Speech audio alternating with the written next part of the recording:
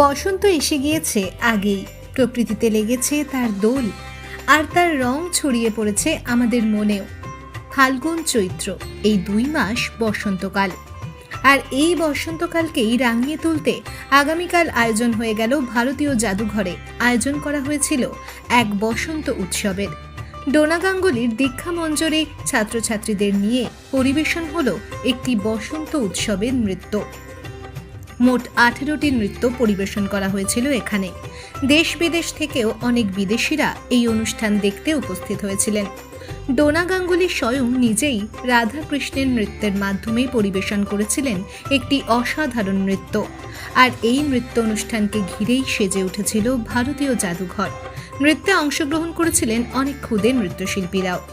দোল উৎসবকে মাতিয়ে তুলতে আবির ও নানা রকম আলোকসজ্জার মাধ্যমে নৃত্য পরিবেশন করেছিলেন ডোনা গাঙ্গুলি। ব্যুরো রিপোর্ট, খবর আজকে। এই বছর আমরা এসেছি হোলি প্রোগ্রাম করতে ইন্ডিয়ান মিউজিয়াম, প্রভা কেদান ফাউন্ডেশন আর দীক্ষা মঞ্জুরির বাচ্চারা। প্রত্যেকবার হোলি যেমন আমরা ডিফারেন্ট গানের সাথে নাচি, এইবারও নাচবো।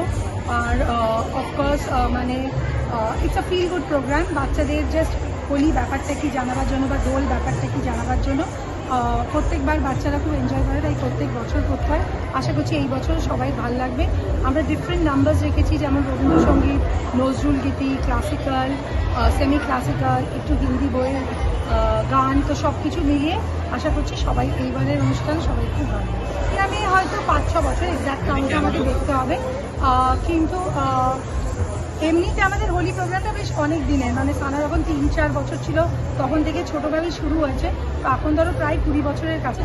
এইটা তো হোলির উৎসব, লাইক হোলির জন্য মানে দোলের উৎসব, দোলে সব দোলের গানের ওপর নাচ বেশি।